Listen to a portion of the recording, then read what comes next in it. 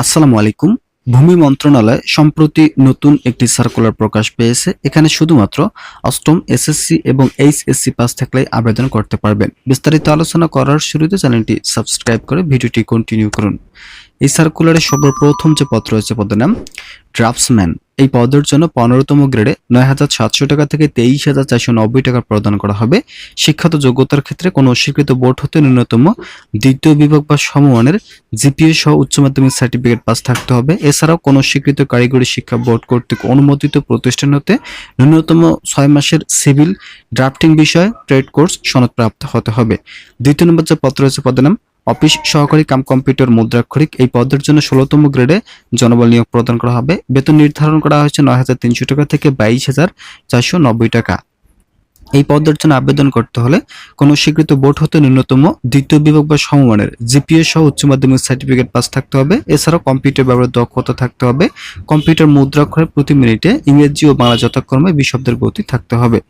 তৃতীয় নম্বর যে পদ রয়েছে পদের নাম সার্টিফিকেট পেশকার। এই পদের জন্য আবেদন করতে হলে যাদের শিক্ষাগত যোগ্যতা এইচএসসি পাস রয়েছে তারা আবেদন করতে পারবেন। কম্পিউটার ব্যবহারের দক্ষতা থাকতে হবে। কম্পিউটার মুদ্রাক্ষরে ইংরেজি ও বাংলা যথাক্রমে ২০ শব্দের গতি থাকতে হবে। চতুর্থ নম্বর যে পদ রয়েছে পদের নাম ক্রেডিট টেকিং কার সহকারী পদে জনবল নিয়োগ প্রদান করা হবে। শিক্ষাগত যোগ্যতার ক্ষেত্রে এইচএসসি এবং কম্পিউটার ব্যবহারের দক্ষতা থাকতে হবে। পঞ্চম নম্বর যে পদ রয়েছে পদের নাম মিউটেশন কাম সার্টিফিকেট সহকারী। এই পদের জন্য যারা আবেদন করবেন তাদের শিক্ষাগত যোগ্যতার ক্ষেত্রে অবশ্যই এইচএসসি পাস থাকতে হবে। কম্পিউটার ব্যবহারের দক্ষতা থাকতে হবে। মুদ্রাক্ষরে উভয় ২০ শব্দের গতি থাকতে হবে। যারা এখন পর্যন্ত আমাদের এই চ্যানেলের নতুন সদস্য আছেন তারা পরবর্তী আপডেট পেতে চ্যানেলটি সাবস্ক্রাইব করুন। ষষ্ঠ নম্বর যে পদ রয়েছে পদের নাম ট্রেসার। ট্রেসার পদে আবেদন করতে হলে কোনো স্বীকৃত বোর্ড হতে ন্যূনতম দ্বিতীয় বিভাগ বা সমমানের জিপিএ সহ উচ্চ মাধ্যমিক সার্টিফিকেট পাস থাকতে হবে। কম্পিউটার ব্যবহারের দক্ষতা থাকতে হবে। উভয় ২০ শব্দের গতি থাকতে হবে। গুরুত্বপূর্ণ যে পদ রয়েছে পদের নাম কার্য সহকারী।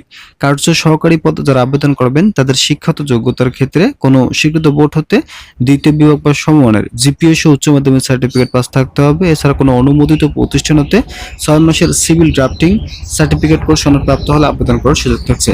কম্পিউটার ব্যবহারের দক্ষতা থাকতে হবে অবশ্যই। কম্পিউটার মুদ্রাক্ষর প্রতি মিনিটে ইংরেজি ও বাংলা যথাক্রমে ২০ শব্দের গতি থাকতে হবে।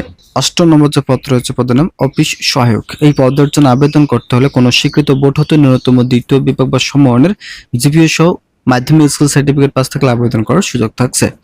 এছাড়াও নিরাপত্তা প্রহরী পদে আরেকটি পদ রয়েছে। এই পদের জন্য আবেদন করতে হলে এসএসসি পাস থাকতে হবে। এসএসসি পাস থাকলে আবেদন করার সুযোগ থাকছে।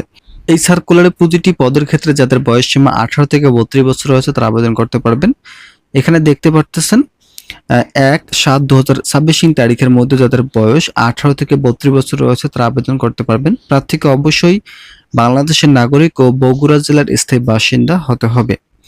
এছাড়াও এখানে বিভিন্ন ধরনের ক্রাইটেরিয়াগুলো দেওয়া রয়েছে।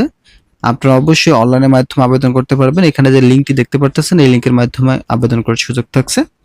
আবেদন পূরণের শুরুর তারিখ ২৪/৮/২০২৬ তারিখ সকাল ১০টা এবং আবেদনের শেষ তারিখ হচ্ছে ১৩/৯/২০২৬ তারিখ বিকেল ৪ ঘটিকা পর্যন্ত আপনারা অনলাইনের মাধ্যমে আবেদন করতে পারবেন। শুধুমাত্র বগুড়া জেলার প্রার্থীরা আবেদন করার সুযোগ থাকছে। এখানে দেখতে পারতেছেন জেলা প্রশাসকের কার্যালয় বগুড়া সার্কুলার প্রকাশ পেয়েছিল ভূমি মন্ত্রণালয় মাঠ প্রশাসন ১-এ। তো ১৯ আগস্ট ২০২৬ তারিখে এই সার্কুলারটি প্রকাশ পায়। যারা এই সার্কুলার আবেদন করবেন তারা দ্রুত সময়ের মধ্যে আপনাদের কাঙ্ক্ষিত আবেদনগুলি সম্পন্ন করুন। ভিডিওটি শেষ করার পূর্বে আপনাদের কাছে বিনীতভাবে রিকোয়েস্ট করতেছি আপনারা অবশ্যই চ্যানেলটি সাবস্ক্রাইব করে আমাদের সঙ্গে থাকবেন।